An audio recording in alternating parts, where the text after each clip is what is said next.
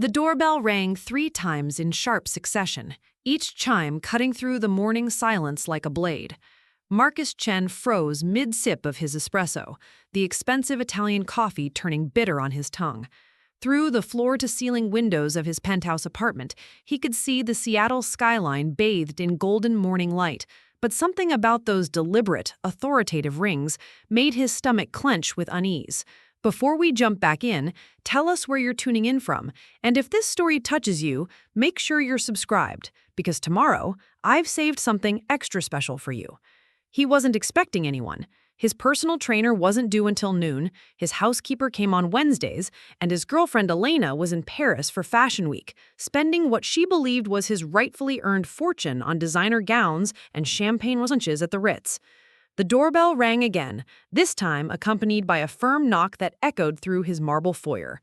Marcus set down his cup with trembling fingers, the fine china chattering against the saucer. He approached the door cautiously, his bare feet silent on the cold marble floor.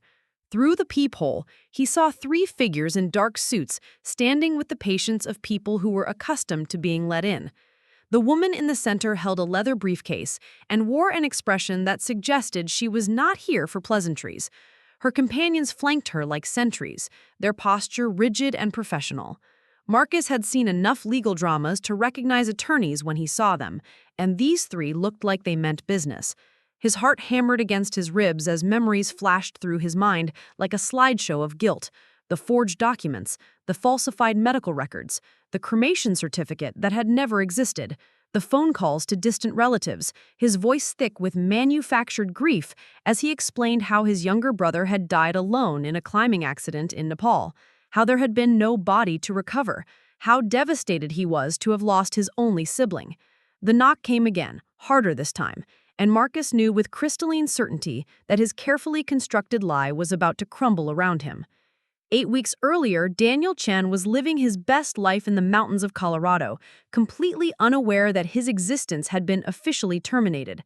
As a wilderness survival instructor and rock climbing guide based in Aspen, Daniel spent his days teaching wealthy tourists how to rappel down cliff faces and his evenings around campfires, sharing stories under star-filled skies. It was a simple life, one that prioritized experience over material wealth, adventure over security. His rustic cabin sat nestled among towering pines, accessible only by a winding dirt road that most delivery services refused to navigate. Daniel preferred it that way. The isolation kept him grounded, connected to nature, and blissfully disconnected from the digital chaos that consumed most people's lives. He checked email maybe once a week, usually when he drove into town for supplies. That particular Thursday morning started like any other. Daniel had just returned from a 3-day backcountry expedition with a group of executives from Silicon Valley, men and women who paid premium rates to disconnect from their devices and reconnect with something primal. He was exhausted but satisfied, the kind of bone-deep tiredness that came from meaningful work. His satellite internet connection had been down for days due to a recent storm, so he decided to drive into Aspen to grab groceries and check his messages at the local coffee shop. The Blue Ridge Cafe was his usual spot, a cozy establishment where the baristas knew his order and the Wi-Fi was reliable. He settled into his favorite corner booth with a black coffee and a breakfast burrito, pulling out his laptop for what he expected to be a routine email check.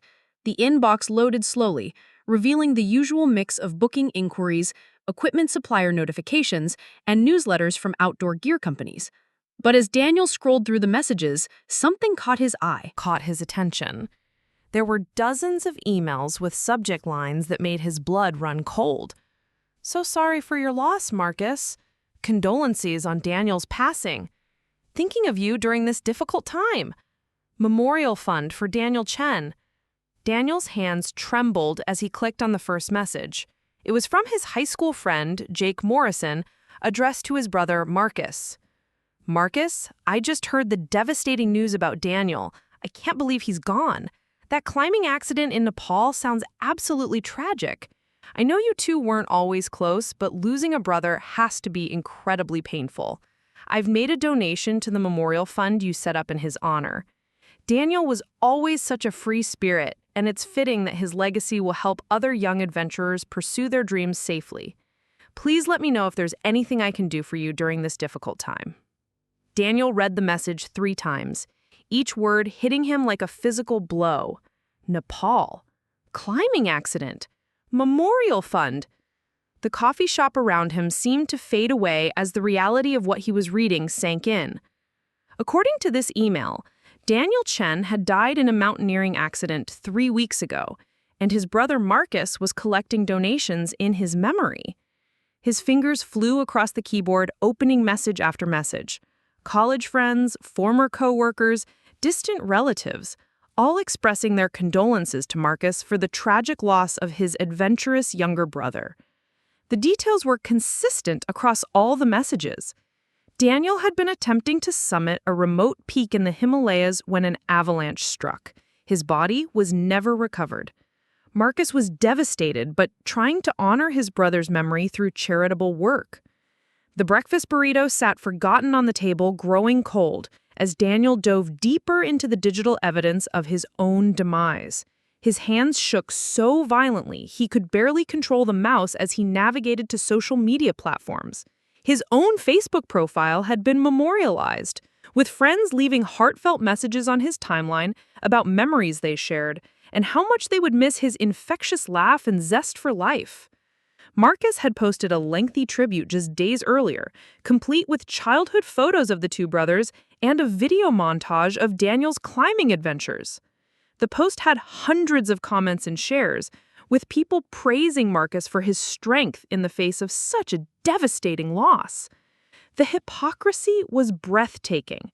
Marcus, who hadn't spoken to Daniel in over 2 years, was playing the role of grieving brother to perfection. Daniel's phone buzzed with a text from his closest friend in Aspen, Riley Martinez, a fellow climbing instructor who often partnered with him on difficult expeditions. "Dude, are you okay? I just saw the weirdest thing online. Someone posted about you dying in Nepal. Obviously, it's some kind of mistake or sick joke, but I thought you should know about it." Daniel stared at the message, reality crashing over him like an avalanche. This wasn't a mistake. This was deliberate, calculated, and absolutely devastating in its implications. He immediately called Riley, his hands shaking as he dialed. "Daniel, thank God you're alive. What the hell is going on?" "I don't know," Daniel whispered, his voice barely audible over the cafe's ambient noise. "Riley, I think my brother has declared me dead. There are memorial posts, donation funds, condolence messages. Everyone thinks I died climbing in Nepal 3 weeks ago." There was a long silence on the other end of the line. But why would Marcus do something like that? That's insane. Daniel closed his eyes, and suddenly everything clicked into place with horrible clarity. Their grandmother, Eleanor Chen, had passed away 6 months earlier after a long battle with cancer. She had been the matriarch of their family, a successful real estate developer who had built a small empire in the Pacific Northwest. Her death had been expected, but the reading of her will had contained a surprise that had driven a wedge between the brothers. Eleanor had left her entire estate, worth approximately $500 million, $4 million, to be divided equally between her 2 grandsons. However, there was a significant catch. Both Daniel and Marcus had to reach the age of 35 before they could access their inheritance. The will stipulated that if one brother died before reaching that age, his portion would automatically transfer to the surviving sibling.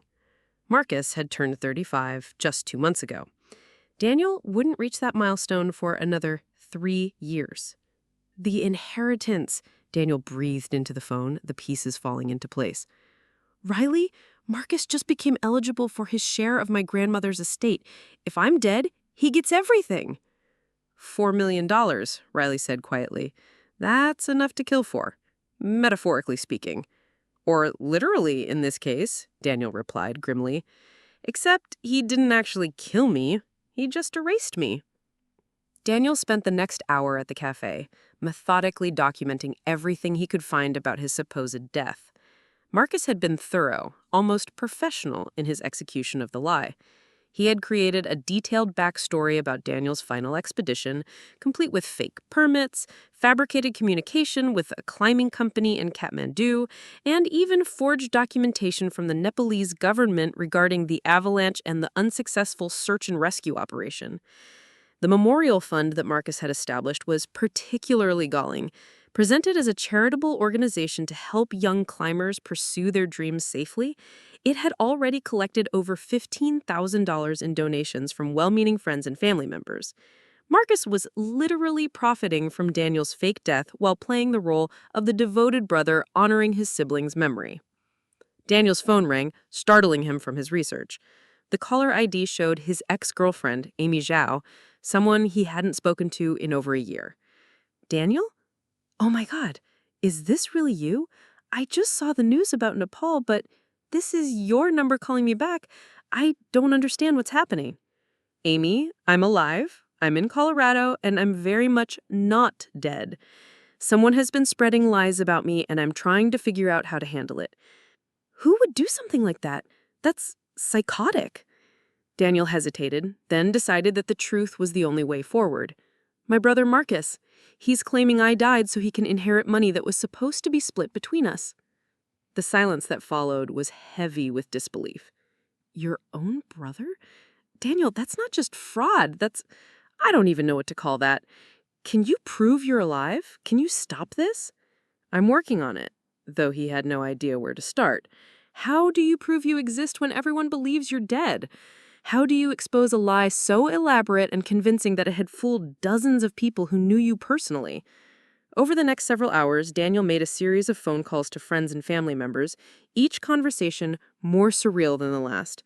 Most people reacted with shock and confusion, unable to process the fact that they were speaking to someone they believed had been killed weeks earlier. A few were suspicious, wondering if this was some kind of elaborate prank or if someone was impersonating Daniel for unknown reasons. The most painful call was to his parents, David and Linda Chen, who lived in a retirement community in Phoenix.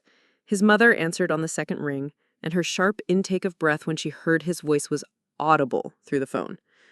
Daniel? But Marcus said you were... I'm alive, Mom. I'm in Colorado, and I've been here the whole time. I never went to Nepal. Marcus made that up. His father took the phone, his voice stern and confused. Son, what are you talking about?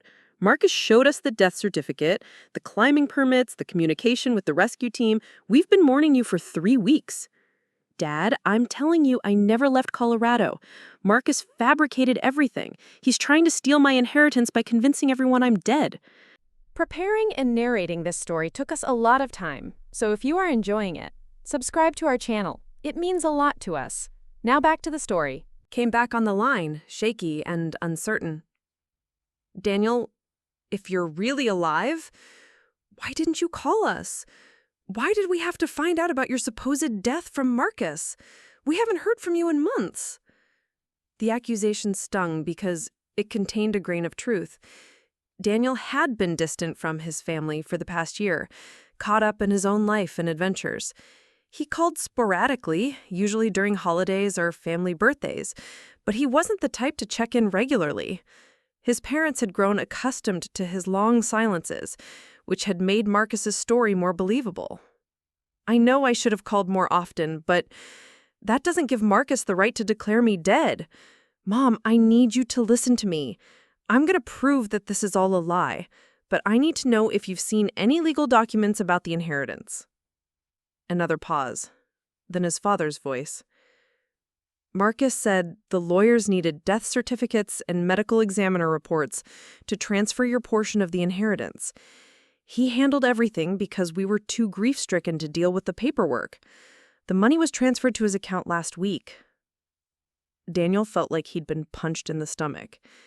It was already done. Marcus had successfully claimed the entire $4 million inheritance based on fabricated evidence of Daniel's death. The speed and efficiency of it suggested this wasn't an impulsive decision, but a carefully planned scheme that had been months in the making.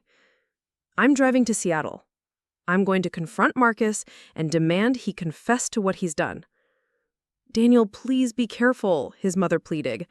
If what you're saying is true, if Marcus really did all this for money, then he might be dangerous. You don't know what someone like that might do when cornered.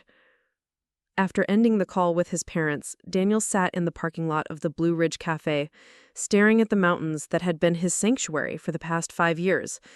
The peaks that usually filled him with peace and purpose now seemed distant and irrelevant. His entire identity had been stolen, his existence erased with paperwork and lies. Worse yet, people who claimed to love him had been willing to believe he was dead, rather than make the effort to verify the truth. His phone buzzed with a text message from an unknown number. "We need to talk. Meet me at Pioneer Park in 1 hour. Come alone. M."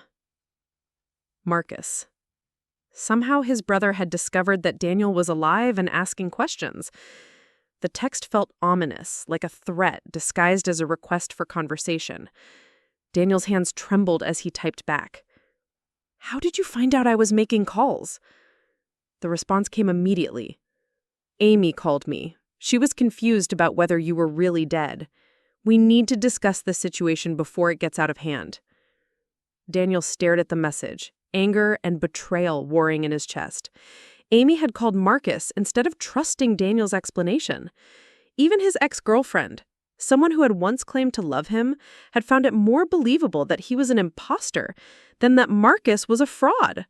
He typed back, "I'll be there. And Marcus, bring your checkbook. You're going to return every penny you stole." The response was swift and chilling. "You don't understand the situation you're in, little brother. I suggest you think very carefully about your next moves." Daniel read the message 3 times, each word dripping with implied menace. This wasn't the Marcus he remembered from childhood, the older brother who had taught him to ride a bike and helped him with homework. This was someone who had been transformed by greed into something Daniel didn't recognize. As he drove toward the meeting spot, Daniel's mind raced with possibilities. What if Marcus had planned more than just financial fraud? What if he had considered the possibility that Daniel might discover the truth and return to challenge him?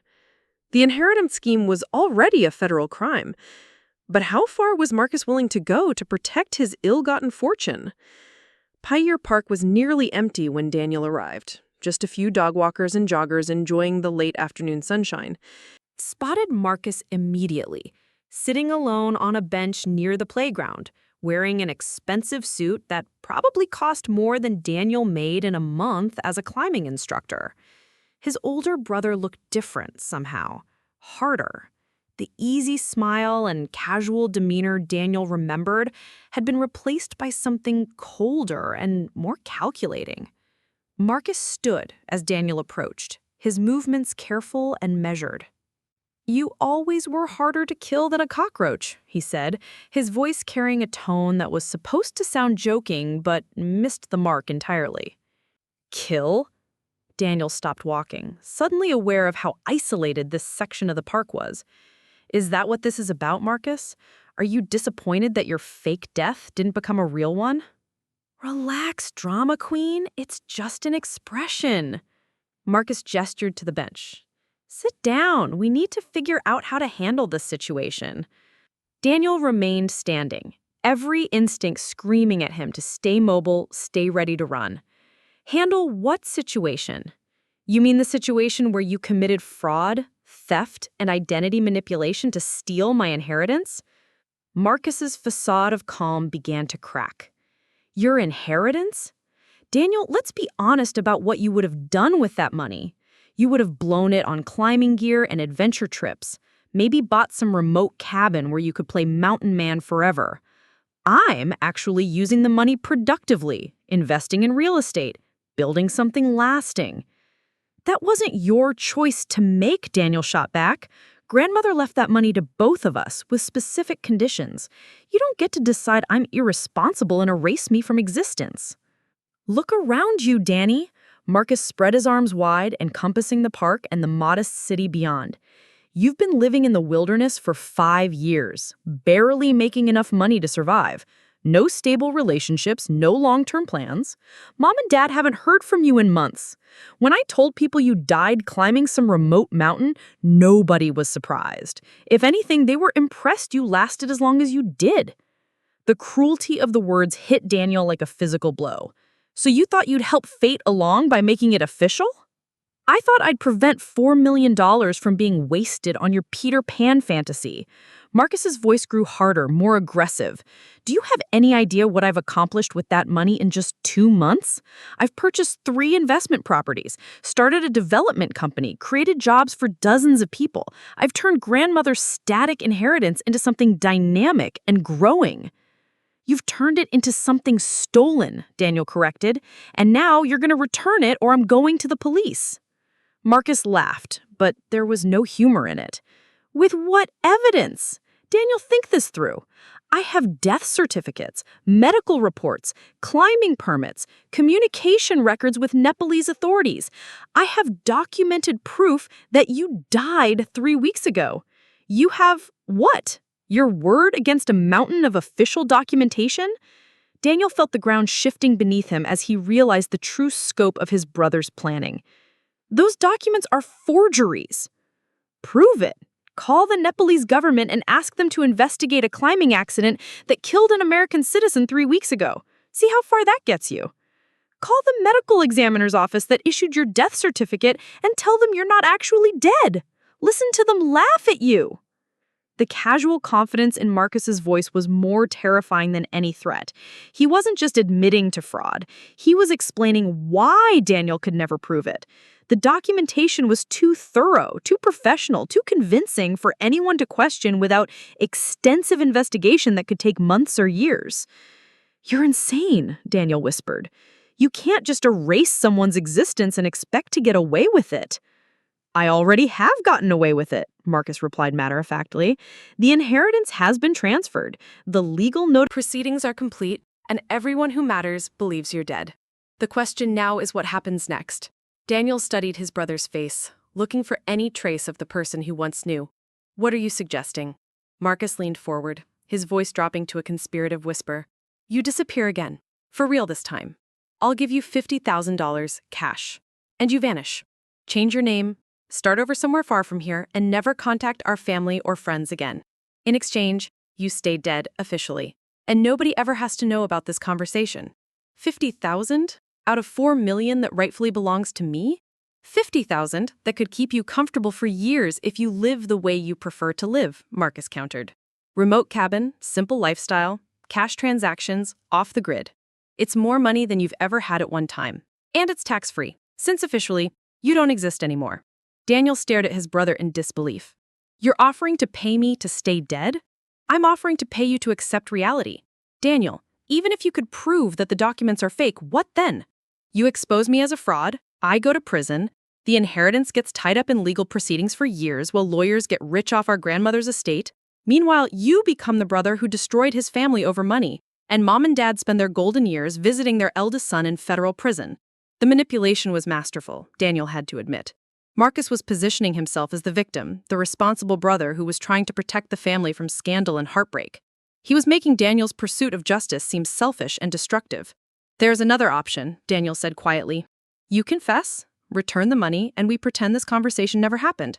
I won't press charges, but I want my inheritance restored.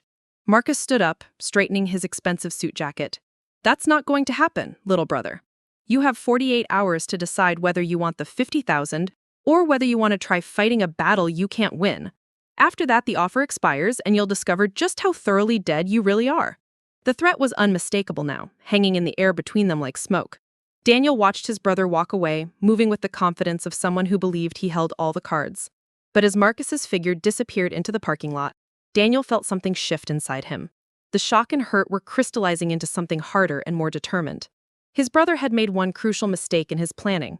Marcus had assumed that Daniel would react like the irresponsible dreamer he believed him to be, either accepting the payoff or making emotional, ineffective attempts to expose the truth.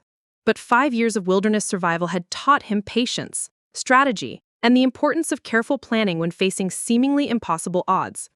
If Marcus wanted to play a game of deception and manipulation, Daniel was prepared to show him just how much he had learned about survival in hostile environments.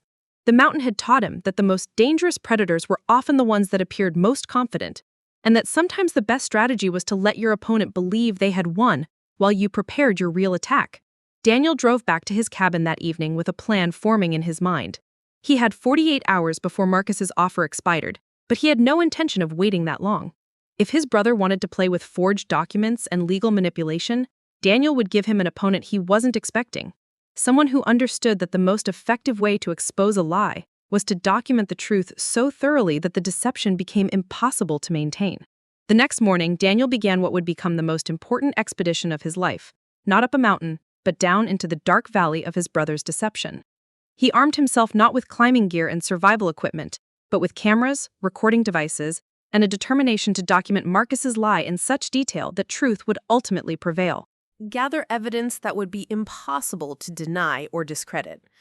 The hunt for justice was about to begin, and this time Daniel intended to be the predator rather than the prey. Daniel's cabin felt different when he returned that night, as if the familiar space had been contaminated by the knowledge of his brother's betrayal. The handcrafted furniture that he had built himself, the collection of climbing photographs on the walls, the simple lifestyle that had once brought him peace, now seemed fragile and temporary. Everything could be taken away with the right paperwork and convincing lies. He sat at his kitchen table with his laptop open, staring at the screen where his own obituary glowed in the artificial light. The local newspaper in Seattle had run a small piece about his supposed death, describing him as an adventurous spirit who lived life on his own terms, and noting that memorial services would be held the following week. The article included quotes from Marcus about his beloved younger brother's passion for extreme sports, and how the family was devastated but not surprised by the dangerous circumstances of his death. The casual cruelty of those words made Daniel's hands clench into fists. Not surprised, as if his life had been so reckless and meaningless that death was inevitable, as if he had been a burden that the family was secretly relieved to lose. Daniel opened a new document on his laptop and began typing, creating what he mentally labeled his resurrection file. If he was going to expose Marcus's fraud and reclaim his life, he needed to be methodical and thorough. Every piece of evidence, every conversation, every document would need to be cataloged and verified. His first task was to establish a timeline of events. When had Marcus first conceived this plan? The inheritance had only become available 2 months ago, when Marcus turned 35, but the sophistication of the fraud suggested months of preparation.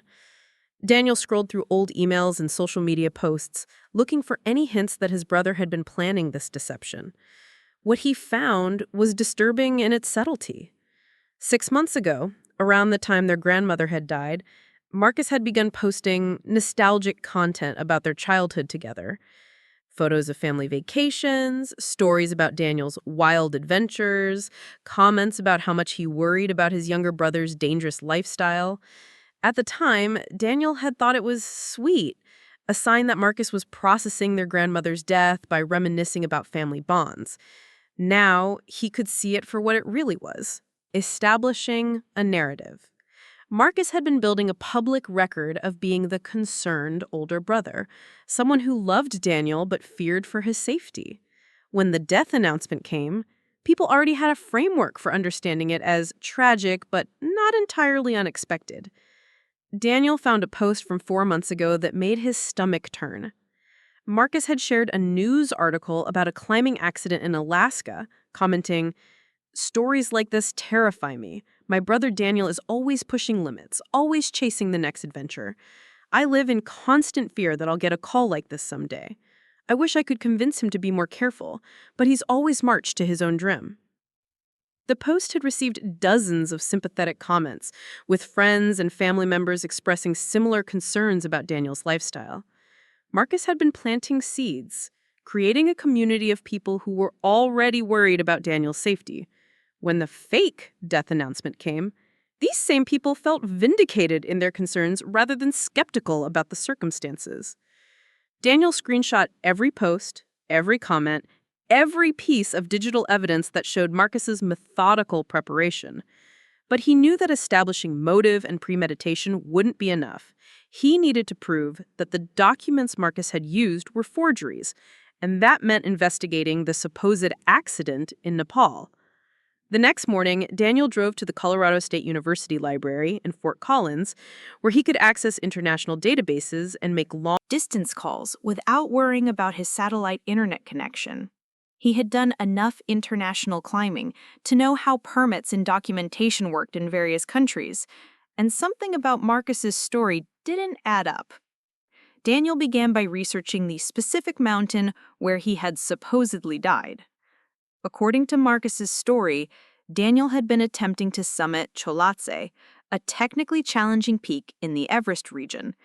It was a plausible choice, the kind of objective Daniel might actually pursue, which showed how carefully Marcus had crafted his lie. However, when Daniel dug deeper into the climbing seasons and permit requirements, inconsistencies began to emerge.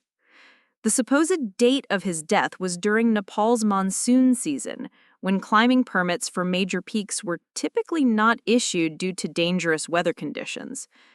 It wasn't impossible to get a permit during that time, but it would require special documentation and approval from multiple government agencies. Daniel called the Nepal Department of Tourism, pretending to be a journalist writing about climbing safety during monsoon season. The official he spoke with was helpful and knowledgeable, explaining that permits for Cholatse during the time frame in question would have been extremely rare and would have required specific weather clearances that were almost never granted. Could you check if any permits were issued for an American climber named Daniel Chen during that period? Daniel asked, his heart pounding as he waited for the answer. After several minutes of searching through records, the official returned to the phone. "I'm sorry, but I don't see any permits issued for that name during the dates you specified. Are you certain about the spelling and time frame?" Daniel thanked the official and hung up, his hands shaking with a mixture of excitement and rage. There was no permit. Marcus had fabricated the entire legal framework for the supposed expedition. But if there was no permit, how had he convinced the inheritance lawyers that Daniel had died legally in Nepal? The answer came when Daniel started investigating the documentation that Marcus had provided to the estate attorneys. Through a combination of online research and strategic phone calls, Daniel pieced together the trail of forged documents that his brother had used to steal the inheritance. Marcus had created a complex web of false paperwork, starting with a fake climbing permit that appeared to be issued by the Nepal Department of Tourism. The document was professionally made, complete with official-looking seals and signatures, but the permit number didn't exist in the actual government database. From there, Marcus had fabricated communication records between Daniel and a fictional climbing company in Kathmandu. The emails showed Daniel arranging guides and equipment for his solo summit attempt, expressing concern about the weather conditions, but determination to proceed with his plan. The correspondence painted a picture of a reckless climber ignoring professional advice, which made the subsequent accident seem inevitable rather than suspicious. The most elaborate part of the deception was the fake accident report and death certificate. Marcus had somehow obtained official letterhead from the Nepalese government and created detailed reports about the avalanche that supposedly killed Daniel. The documents included witness statements from fictional rescue workers, medical examiner reports that described the impossibility of recovering the body, and official declarations of death that cited specific laws and regulations.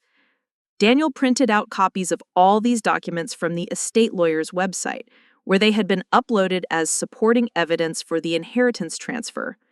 As he examined them closely, he began to spot telltale signs of forgery, inconsistent formatting, slight variations in official seals, and bureaucratic language that didn't quite match the style used in authentic Nepalese government documents.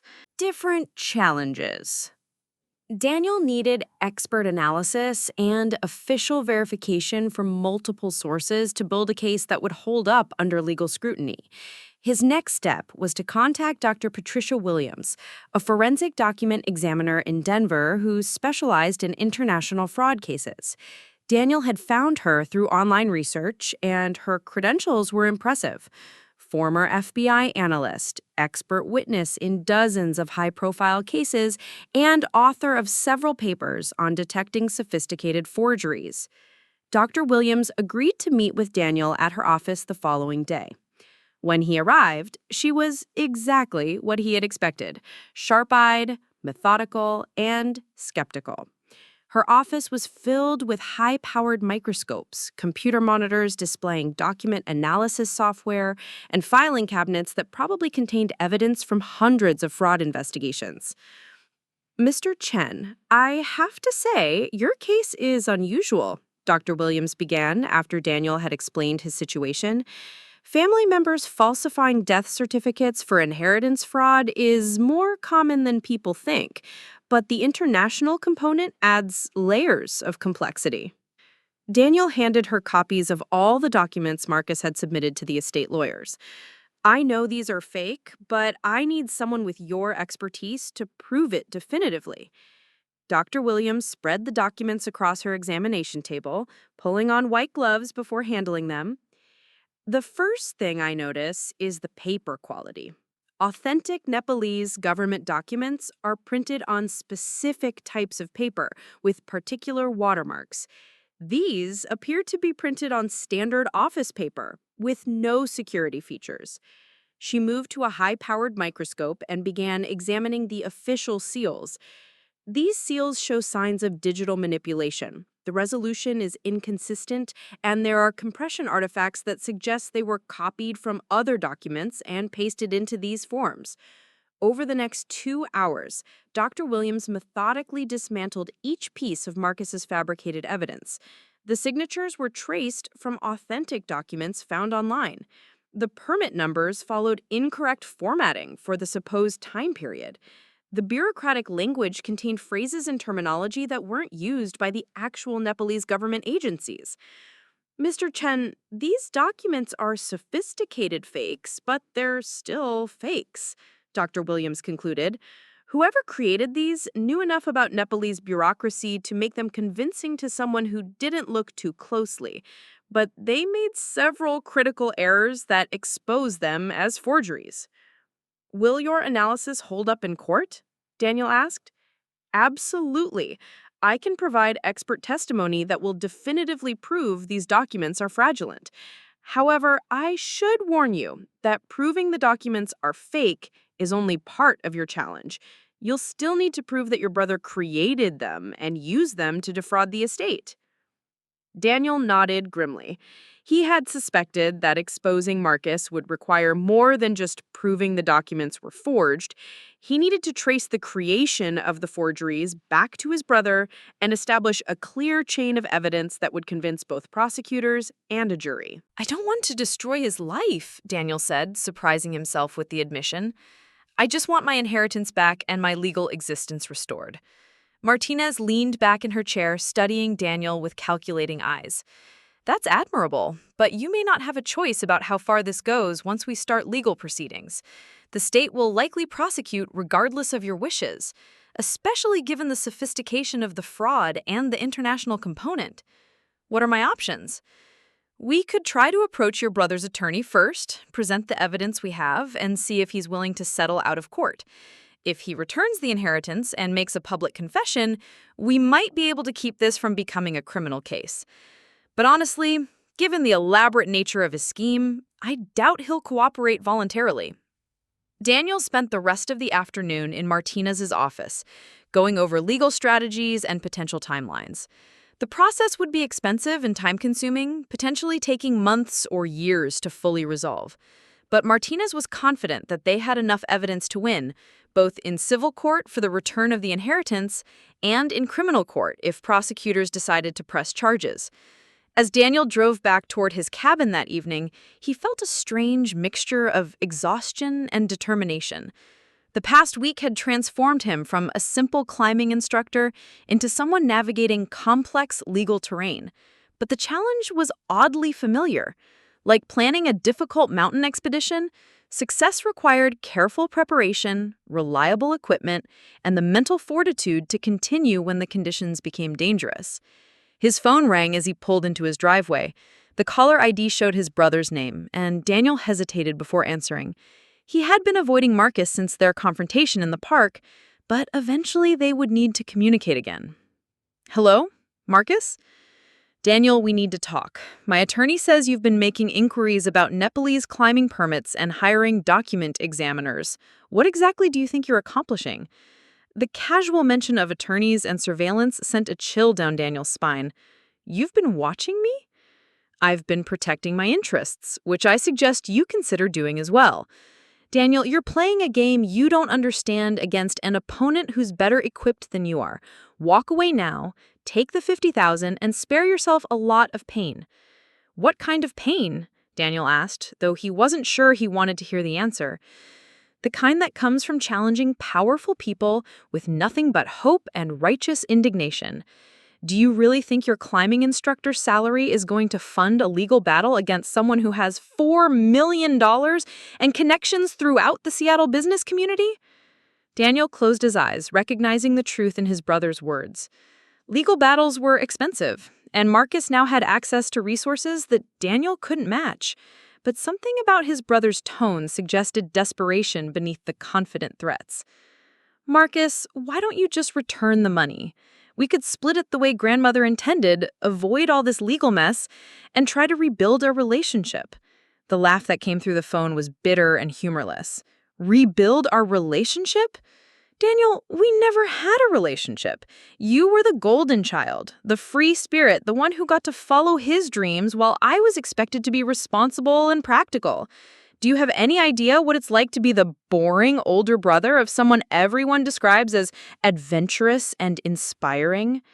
The resentment in Marcus's voice was raw and decades old, giving Daniel insight into motivations he had never suspected. I never asked to be compared to you.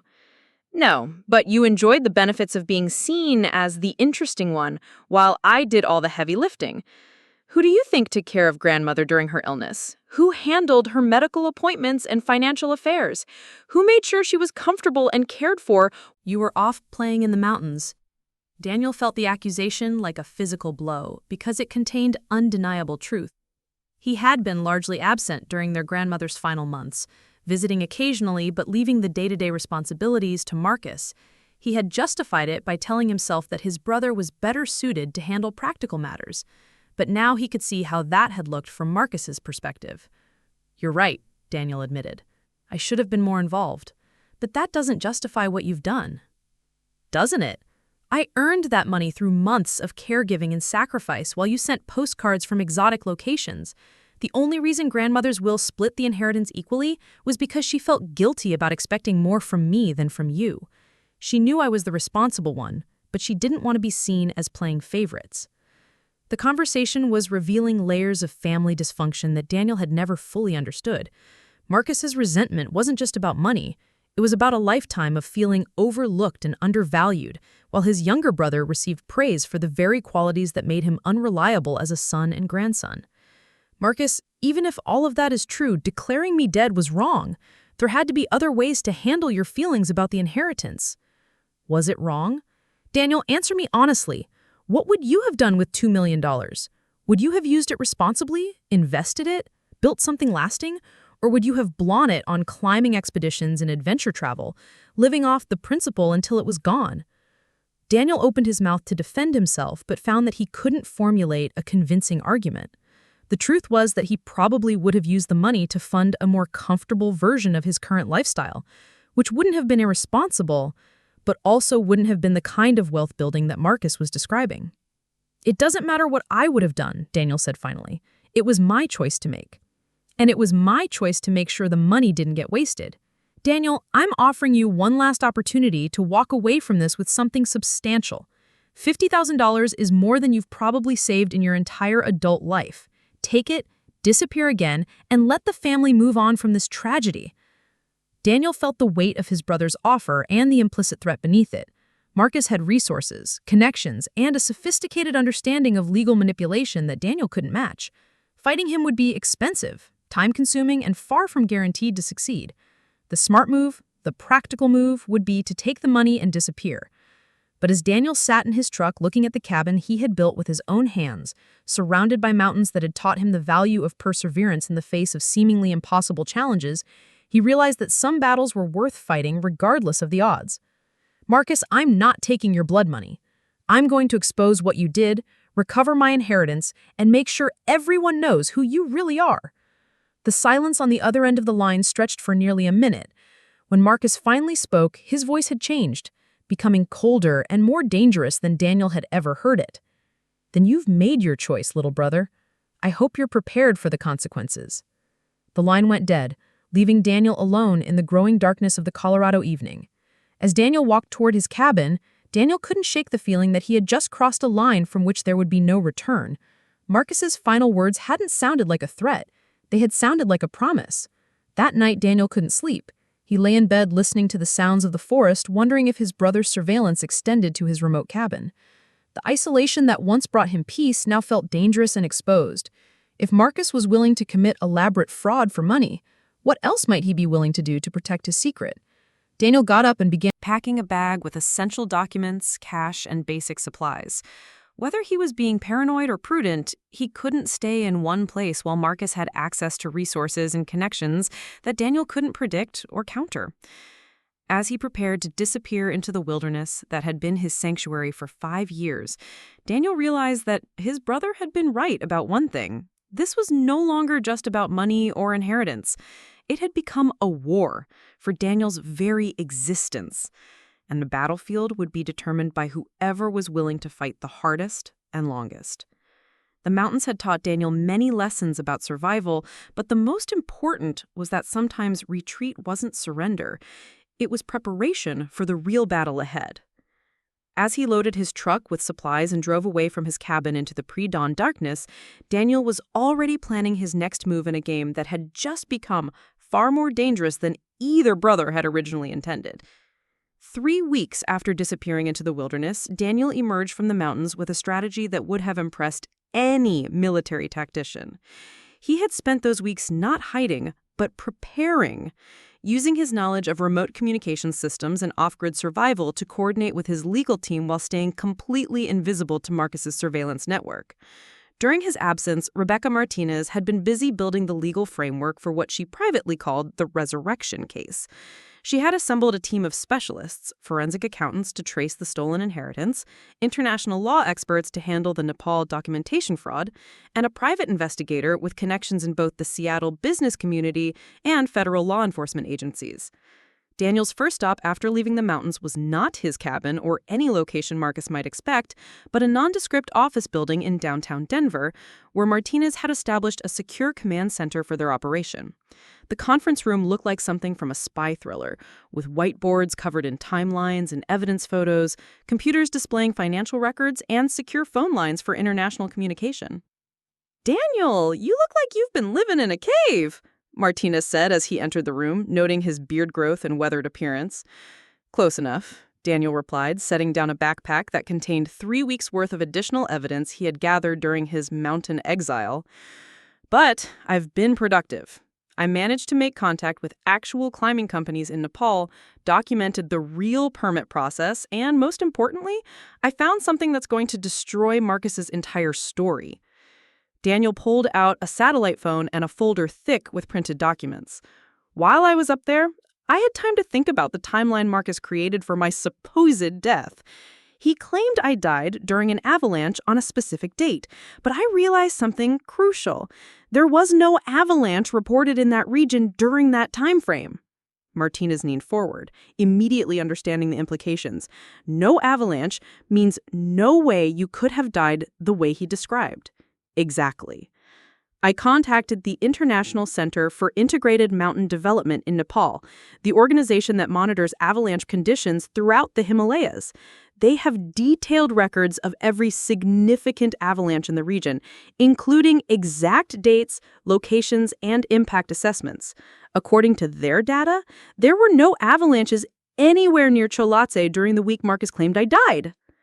Daniel spread out weather reports and avalanche bulletins across the conference table. Not only was there no avalanche, but the weather conditions during that period were actually unusually stable. It was one of the safest climbing windows of the entire season. Martinez's eyes gleamed with the satisfaction of a lawyer who had just been handed a smoking gun. This is devastating to his story. We can now prove not only The documents are forged. but that the entire scenario he described was meteorologically impossible. There's more.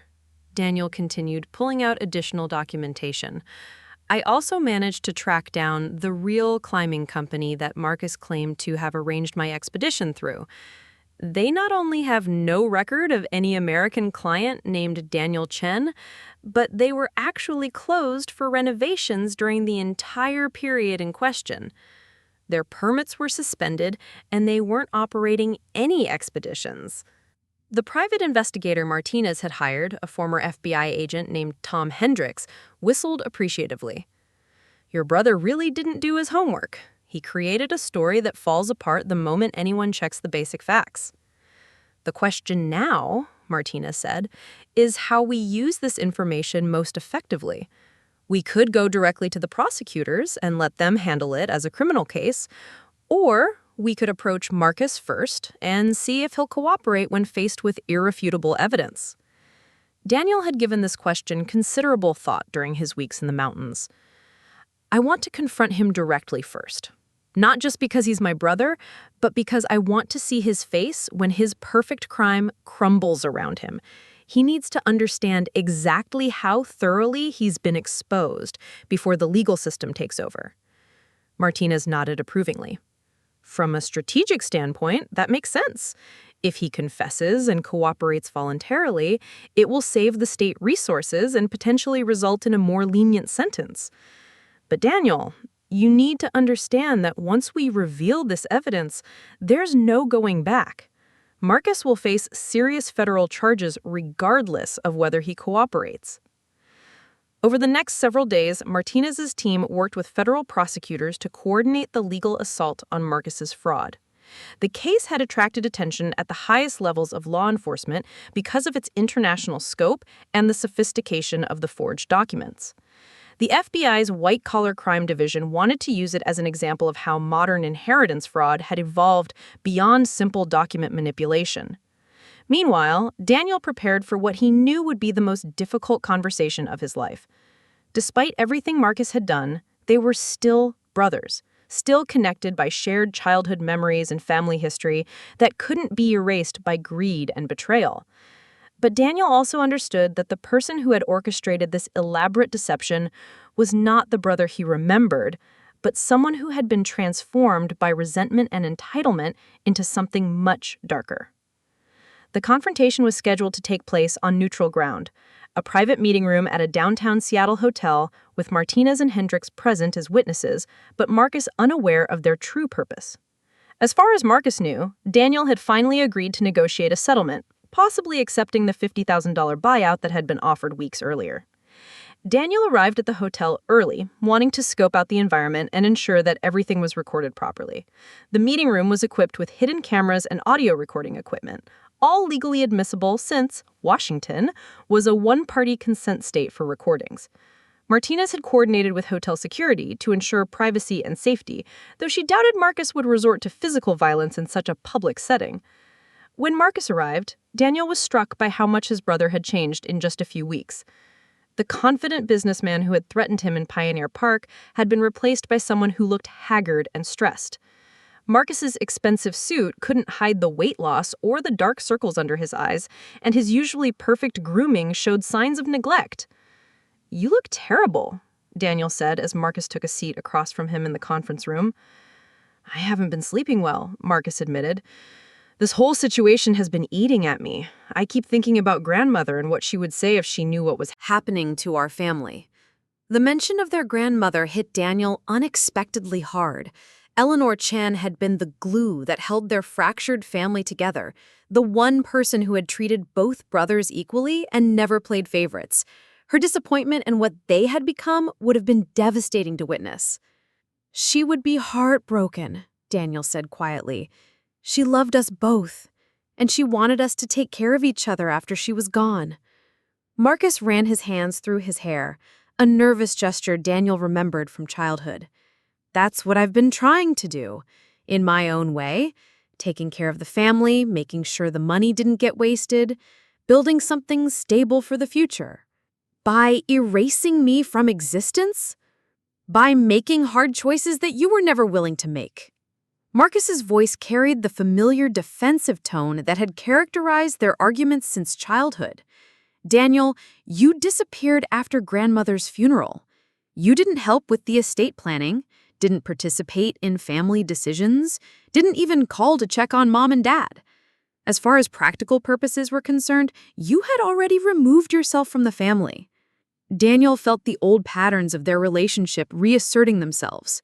Marcus positioning himself as the responsible one, while casting Daniel as the irresponsible dreamer who couldn't be counted on when things mattered.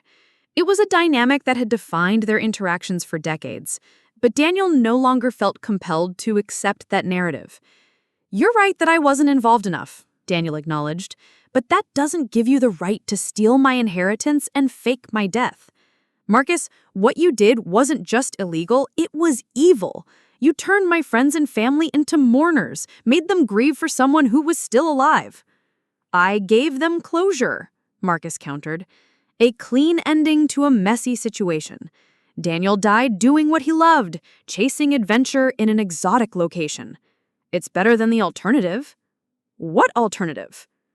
"Daniel Chen, failed climbing instructor, living in a cabin without running water, never accomplishing anything meaningful with his life. Eventually dying alone and forgotten because he never built lasting relationships or contributed anything significant to society." The cruelty of the words was breathtaking, but Marcus recognized them as Marcus's honest assessment of his younger brother's life and future.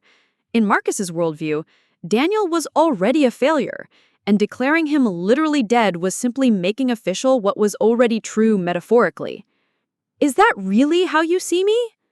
"It's how everyone sees you, even if they're too polite to say it. The charming underachiever, the perpetual adolescent who never grew up and took responsibility for anything. Mom and dad worry about you constantly, wondering when you're going to settle down and build a real life." Daniel absorbed the attack without flinching, recognizing it as Marcus's attempt to justify his actions by portraying them as intervention rather than theft.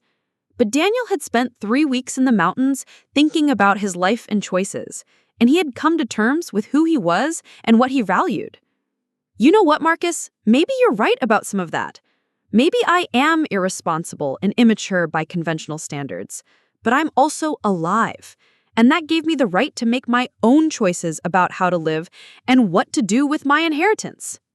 Had. Past tense.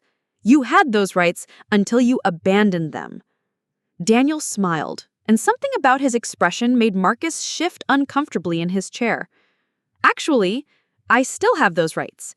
In fact, I have something you're going to find very interesting."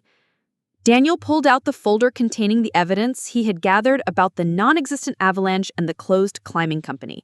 He spread the documents across the table methodically, watching as Marcus's face grew paler with each revelation. "This is weather data from the Nepal Department of Hydrology and Meteorology, covering the week you claimed I died. As you can see, there were no avalanches reported anywhere in the Chlatsi region. The conditions were actually unusually stable." Marcus's eyes darted across the official documents, clearly trying to process the implications. "Weather reports can be incomplete in remote areas. These are from the International Center for Integrated Mountain Development. They monitor every significant avalanche in the Himalayas using satellite imagery and seismic detection. If there had been an avalanche large enough to kill a climber, it would be in their database." Daniel placed another set of documents on the table. "This is correspondence with Himalayan Adventures, the climbing company you claimed arranged my expedition. They were closed for renovations during the entire period in question and had no active permits to guide climbers." The color drained completely from Marcus's face as he realized the scope of Daniel's investigation. "How did you get all this?" "By doing something you apparently didn't think of, actually checking the facts instead of just assuming nobody would investigate. Marcus, your entire story is provably false. Not just the documents, which are obvious forgeries, but the basic scenario you described. It would have been meteorologically impossible for me to die the way you claimed." Marcus stared at the evidence spread across the table, his carefully constructed lie collapsing before his eyes. This doesn't prove anything. So I got some details wrong about the weather conditions.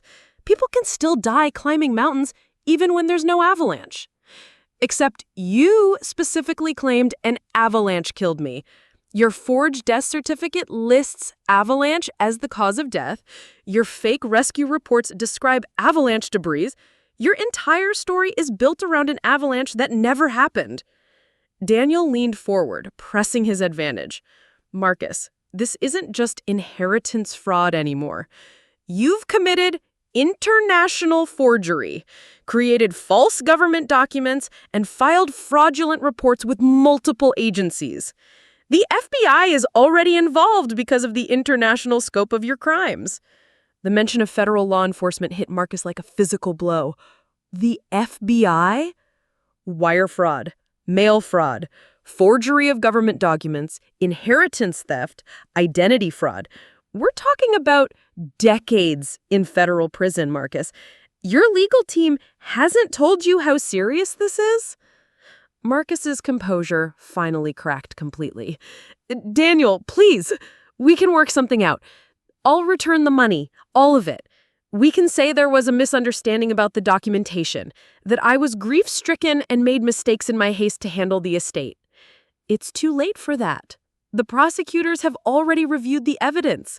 They want to make an example of this case because inheritance fraud is becoming increasingly sophisticated, and they need to send a message that there will be serious consequences. Daniel pulled out his phone and showed Marcus a news article that had been published that morning. Seattle businessman under federal investigation for elaborate inheritance fraud. Your story is already public, Marcus. The local news picked it up, and the business journals are running features about how you used your grandmother's money to fund real estate investments while your supposedly dead brother was living in poverty. Marcus read the article with growing horror, seeing his reputation and business empire crumbling in real time. How did they get this information? From me. I held a press conference yesterday with my attorney. I told the whole story, showed the evidence, and explained how you convinced everyone I was dead so you could steal my inheritance. The story is already going viral on social media. Daniel scrolled through his phone, showing Marcus the flood of comments and shares the story had generated. People are fascinated by the idea of someone faking their brother's death for money. You're becoming internet famous, but not in the way you probably hoped. The reality of his situation was finally sinking in for Marcus. His fraud hadn't just been exposed. It had been turned into a public spectacle that would destroy his reputation, even if he somehow avoided criminal prosecution. The business connections he had cultivated, the social standing he had worked to build, the respect he had earned in Seattle's financial community, all of it was gone. Daniel, I'm your brother. Surely we can find a way to handle this privately, within the family. We stopped being family the moment you declared me dead, Daniel replied. But I'm willing to offer you the same choice you gave me. Cooperate fully, confess publicly, return every penny you stole, and maybe the prosecutors will recommend leniency. Or fight it and spend the next 20 years in federal prison. Marcus slumped in his chair, the fight going out of him as he faced the complete destruction of everything he had built. What exactly does cooperation look like? Daniel pulled out a prepared statement that Martinez had drafted. You sign this confession detailing exactly how you fabricated my death and stole the inheritance. You provide complete financial records showing where every dollar went and agree to liquidate assets to return the full amount plus penalties. You cooperate fully with federal investigators and testify against any accomplices who helped you create the forged documents. And in exchange, the prosecutors recommend the minimum sentence allowed by law, probably 5 to 7 years instead of 20. You'll still go to prison, but you'll get out while you're still young enough to rebuild some kind of life. Marcus read through the confession slowly, his hands shaking as he absorbed the full scope of what he was being asked to admit. This will destroy me completely. my business, my reputation, my relationship with Mom and Dad. You destroyed all of that yourself when you chose to commit fraud instead of waiting 3 years for me to turn 35. Marcus, you had half of a $4 million inheritance guaranteed. You threw away everything for money you were going to get anyway. Your resentment and your concerns about my lifestyle, we could have found a compromise. We're family, or we were supposed to be. The confession was filed with federal prosecutors the next morning, and Marcus was arrested at his penthouse apartment while Daniel watched from across the street. The media coverage was extensive, with news crews capturing footage of Marcus being led away in handcuffs, while Daniel stood with his legal team providing statements about the elaborate fraud that had been exposed. The criminal proceedings moved quickly once Marcus decided to cooperate fully. He provided detailed information about the document forger he had hired, a disbarred lawyer named Thomas Wu, who specialized in creating false international paperwork for clients involved in immigration fraud and financial crimes. Wu was arrested 2 days later at his office in Vancouver, where investigators found equipment for creating fake government documents from dozens of countries. The financial recovery process was more complex, but ultimately successful. Marcus had invested most of the stolen inheritance in real estate and development projects, but those assets were seized and liquidated to repay the estate. Daniel eventually recovered not just his original $2 million inheritance, but additional funds from penalties and investment returns that Marcus's illegal activities had generated. The media attention surrounding the case was intense, but largely sympathetic to Daniel. He became something of a folk hero, the mountain man who had outwitted his sophisticated brother and exposed an elaborate fraud through careful investigation and determination. Interview requests poured in from major networks, and several publishers approached him about writing a book about his experience. Daniel gave a few interviews to set the record straight and ensure that the full scope of Marcus's crimes was publicly understood, but he largely avoided the media circus. His goal had never been fame or attention. It had been justice and the restoration of his legal existence. The most difficult aspect of the entire ordeal was dealing with his parents, who struggled to accept that their eldest son had committed such elaborate crimes against their youngest. David and Linda Chen had spent weeks believing Daniel was dead, grieving for him and supporting Marcus through what they believed was his own period of mourning. Learning that it had all been an elaborate lie designed to steal money was devastating to their understanding of their own family. "We should have known," Linda Chen said during a tearful conversation with Daniel at their Phoenix retirement home. "Marcus was always competitive with you, always resentful that you seemed to have more freedom to follow your dreams, but we never imagined he would go this far." Daniel's relationship with his parents would require years to fully repair, but the foundation was solid. They had genuinely believed he was dead and had grieved for him honestly, which meant their reactions had been authentic, even if they had been based on lies. The relationship with Marcus, however, was irreparable. Daniel visited his brother once in federal prison, partly out of curiosity and partly out of a lingering sense of family obligation. Marcus looked smaller somehow in his prison uniform, diminished by the consequences of his choices in a way that was painful to witness. "Do you hate me?" Marcus asked during their brief visit. Daniel considered the question carefully. "I hate what you did, and I hate how you tried to justify it. But I don't hate you. You're still my brother, even though I'm not sure what that means anymore. If I had just waited 3 years, we both would have gotten our inheritance anyway." "Yes, but you never really wanted to share it. You wanted all of it, and you wanted validation that you deserved it more than I did. The money was never really the point, was it?" Marcus was silent for a long moment. "No, it wasn't. I wanted to prove that I was the better son, the one who deserved our parents' pride and grandmother's legacy. Instead, I proved that I was exactly what you Always said I was. Someone who cared more about appearances than substance. And Daniel never visited Marcus in prison again. Some relationships couldn't survive the level of betrayal that had occurred, and Daniel found that he preferred to remember his brother as the person he had been before greed and resentment had transformed him into someone capable of such elaborate cruelty. The criminal case concluded with Marcus receiving a sentence of 8 years in federal prison, significantly less than the maximum penalty because of his cooperation and the fact that he had returned the stolen funds. Thomas Wu, the document forger, received 12 years because of his extensive criminal history and his role in multiple fraud schemes. Daniel used his restored inheritance to purchase a larger piece of property in Colorado, where he established a wilderness survival school that combined his love of outdoor education with a sustainable business model.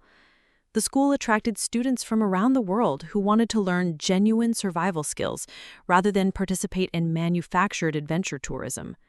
He also established the Eleanor Chen Foundation for Outdoor Education, a nonprofit organization that provided scholarships for young people who wanted to pursue careers in wilderness instruction and environmental conservation.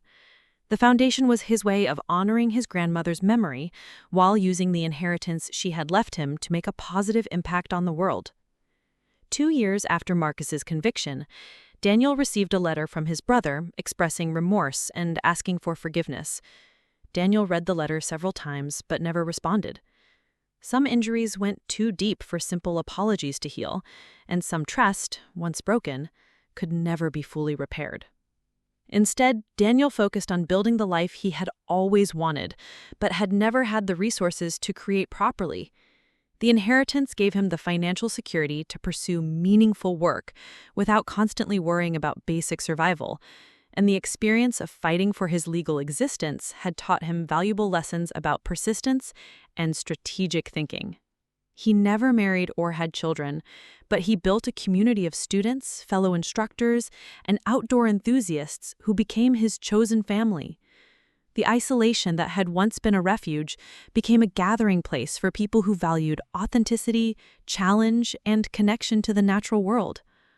On quiet evenings in his mountain home, Daniel sometimes thought about the alternate timeline, where Marcus had simply waited 3 years for the inheritance to be distributed legally. They might have remained brothers, might have found ways to use their combined resources to honor their grandmother's legacy and build something meaningful together. But that timeline required a version of Marcus who was capable of patience, humility, and genuine respect for his younger brother. The person who had orchestrated the elaborate death fraud had been motivated by such deep resentment and entitlement that peaceful coexistence was probably never possible. Daniel had learned that some people were willing to destroy everything rather than accept that they couldn't control every outcome. Marcus's crime hadn't been born from desperation or necessity, but from a toxic combination of entitlement and contempt that had turned him into someone capable of erasing his own brother's existence from money. In the end, Daniel had not just recovered his inheritance and legal existence, he had gained something more valuable: the knowledge that he could trust himself to overcome adversity and build the life he had always wanted. Survive anything, including betrayal by the people who were supposed to love him most. The mountains had prepared him for physical challenges, but fighting Marcus had prepared him for the more complex challenges of human nature and institutional power. As he watched the sunset paint the Colorado peaks in shades of gold and crimson, Daniel reflected on the strange journey that had brought him from a simple climbing instructor to someone who had successfully challenged a sophisticated federal crime. He had proven that persistence and careful preparation could overcome even elaborate deception, and that sometimes the most important battles were fought not with physical strength, but with patience, intelligence, and an unshakable commitment to the truth. The doorbell that had started Marcus's downfall had been just the beginning of a process that revealed the difference between the brother Daniel thought he knew and the person Marcus had actually become. In trying to erase Daniel's existence, Marcus had ultimately erased his own, losing everything he had worked to build in pursuit of money that had been guaranteed to come to him anyway. Daniel had survived his own death and returned to reclaim not just his inheritance, but his identity and his right to exist on his own terms. The victory was complete, but it came with the permanent loss of the family relationship that should have been one of the most important bonds in his life. Sometimes survival meant learning to live with losses that could never be recovered, and Daniel had made peace with the fact that some prices were too high to pay, even for family loyalty. He had chosen justice over reconciliation, truth over comfort, and his own existence over his brother's greed. The mountains continued to teach him new lessons about resilience and adaptation, but the most important lesson had come from his confrontation with Marcus, that the strength to survive came not from the environment around him, but from the unshakable knowledge of who he was and what he deserved. Daniel Chen had died and been reborn, not through his brother's fraud, but through his own determination to fight for his right to exist. In the end, that was worth more than any inheritance could ever be. Up next, you've got 2 more standout stories right on your screen. If this one hit the mark, you won't want to pass these up. Just click and check them out.